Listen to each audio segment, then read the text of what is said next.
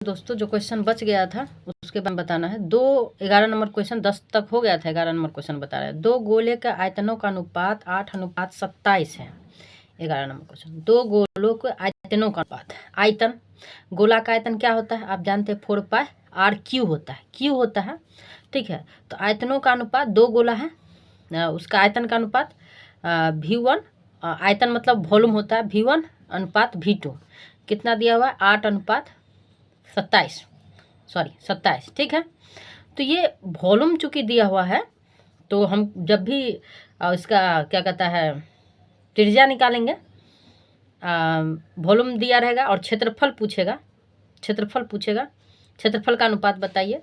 तो आप RQ है ना, सूत्र में RQ है, तो आप क्या कीजिएगा, घनमूल इसका कर लीजिएगा। क्या कीजिएगा, घनमूल, ठीक है। तो घनमूल कर देंगे तो क्या होगा, 8 का घनमूल 2 और 27 का घनमूल क्या हो जाएगा, 3। लेकिन जब क्षेत्रफल पूछ रहा है तो उसका स्क्वायर करना पड़ेगा। क्षेत्रफल पूछ रहा है तो क्या करना पड़ेगा, स्क्वायर, 2 का स्क्वायर 4 अनुपात 3 का स्क्वायर 9। क्षेत्रफल में 4πr² होता है ना, 4πr² होता है। तो r² यानी क्या करना पड़ेगा, वर्गमूल, वर्ग।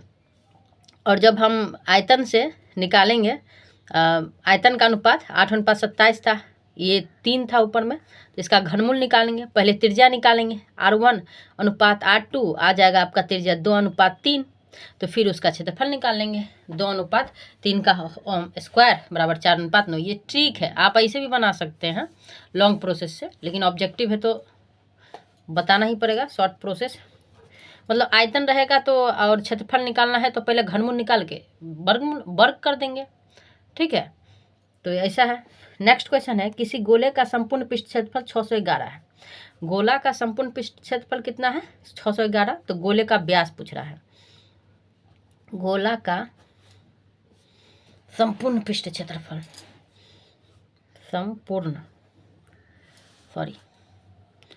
पृष्ठ क्षेत्रफल कितना दिया हुआ है, 616, ठीक है ना, 616 दिया हुआ है। तो 616 लिख देंगे, 616 सेंटीमीटर स्क्वायर। और गोला का क्षेत्रफल का सूत्र, संपूर्ण पृष्ठ क्षेत्रफल का सूत्र क्या होता है, 4πr² बराबर 616। r² रहने दीजिए, 616, और ये जितना भी है 4π गुना में है तो भाग में चल जाएगा पाई, ठीक है। r² बराबर 616 और 4 अगुने पाई का मान क्या होता है, 22/7। r² बराबर 616, और 7 नीचे है तो ऊपर चला जाएगा, 4 × 22, ठीक है। अब काटेंगे, 2 से काटिए पहले, 2 एकम 2, 2 एकम 2, 2 से 2 तिया 6, एक के बार 16 लगेगा। तो 2 अंक एक के बार लगाने के लिए 0 ध के तब लगाएंगे, 2 8 16। अब देखिए 11 से कट जाता है, ये देखिए 11 दूनी 22, 30 में से 22 गया कितना बचेगा, 8, 8 8 88, 11 8 88, ठीक है। फिर 4 से कट जाता है, 4 7 28। तो r² बराबर कितना बचा, 7 × 7। तो r बराबर स्क्वायर है तो उधर चला जाएगा रूट, तो वर्गमूल क्या होगा, 7, 2 है तो एगो हो जाएगा, ठीक है। तो इसका व्यास पूछ रहा है। व्यास बराबर आप जानते हैं 2 × त्रिज्या, यानी 2 × 7, 7 दूनी 14 सेंटीमीटर आंसर हो जाएगा। देखिए कहाँ है, 14 सेंटीमीटर दिया हुआ है। नेक्स्ट है 13 नंबर क्वेश्चन, एक धातु के पाइप की बाह्य त्रिज्या 4 सेंटीमीटर और आंतरिक त्रिज्या 3 सेंटीमीटर है, तो उसकी लंबाई 10 सेंटीमीटर है। तो धातु का आयतन क्या होगा, तो धातु का आयतन पूछ रहा है। देखिए 3 नंबर क्वेश्चन, 13 नंबर क्वेश्चन, तो एक धातु की बाह्य त्रिज्या, धातु की पाइप देखिए ऐसा ही होता है। तो इसका पाइप आपका इधर से ये होगा पाइप अंदर में, ठीक है ना, पाइप होता है। इसका आंतरिक त्रिज्या और बाह्य त्रिज्या दिया हुआ, आंतरिक बाह्य त्रिज्या यानी कैपिटल R 4 सेंटीमीटर और आंतरिक त्रिज्या यानी स्मॉल r 3 सेंटीमीटर दिया हुआ है, और लंबाई यानी कि h ऊंचाई 10 सेंटीमीटर दिया हुआ है। धातु का आयतन पूछ रहा है।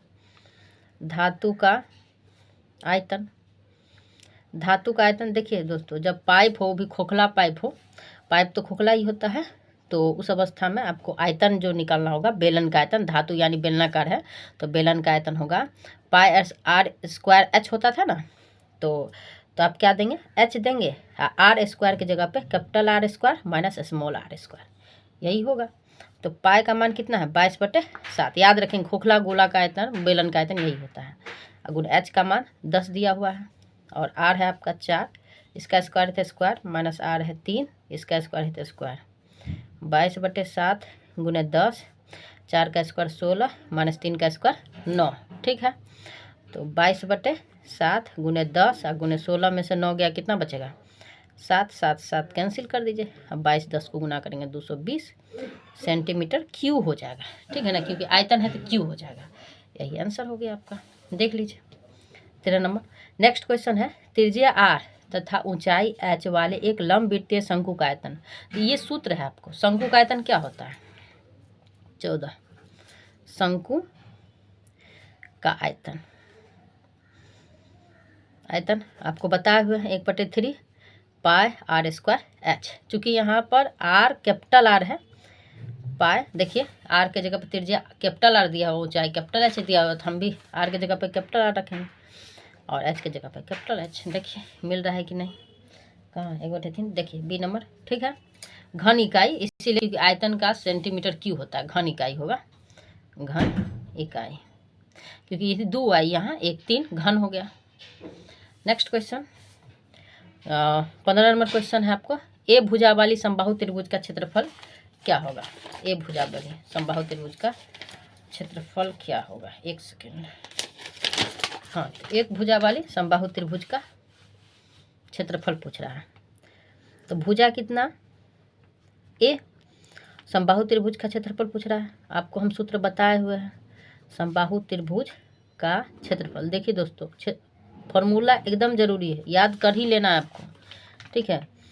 होता है √3/4 गुने भुजा स्क्वायर होता है, ठीक है ना। फॉर्मूला याद ही नहीं रहेगा तो कैसे बनेगा, √3/4 गुने 4, भुजा का मान क्या है, ए है, तो ए स्क्वायर हो जाएगा। देखिए √3/4 ए स्क्वायर है, यही आंसर हो गया।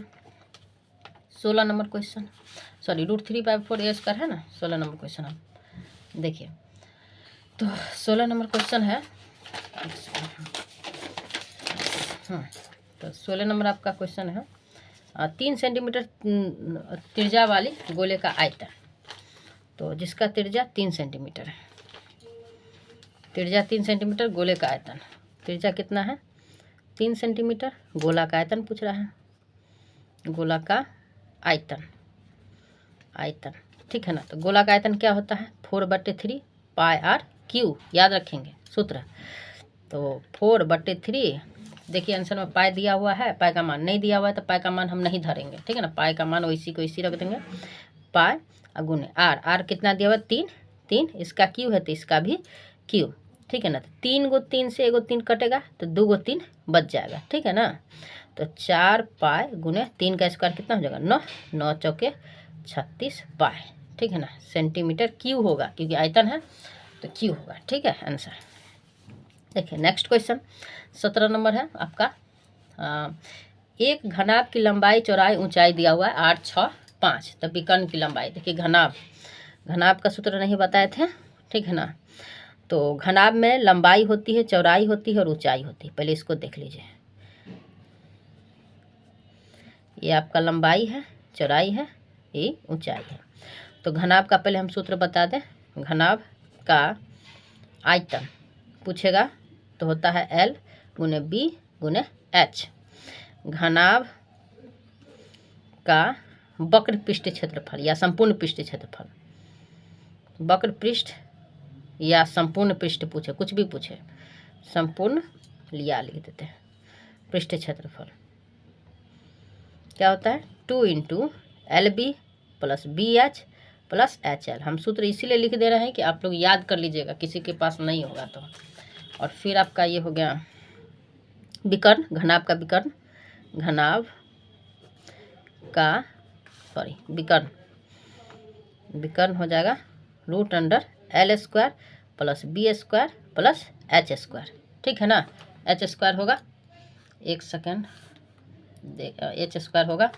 उसके बाद फिर आपका ये क्या पूछ रहा है, तो कहाँ चला गया, हाँ, तो विकर्ण की लंबाई, घनाभ के विकर्ण की लंबाई। देखिए 17 नंबर क्वेश्चन, लंबाई दिया हुआ 8 सेंटीमीटर, चौड़ाई दिया हुआ है 6 सेंटीमीटर और ऊंचाई दिया हुआ है 5 सेंटीमीटर। तो विकर्ण की लंबाई पूछ रहा है, घनाभ की विकर्ण की लंबाई बराबर √L² + B² + H² होता है। ठीक है, तो L कितना है 8² प्लस B है 6² प्लस H है 5²। तो 64, 6 का स्क्वायर 36, 25 सबको जोड़ेंगे 125 हो जाएगा। 125 का वर्गमूल क्या होता है 25 × 5, 25 का वर्गमूल 5, आई 5 का निकलेगा नहीं, ये हो जाएगा। ठीक है, धन्यवाद दोस्तों। अगले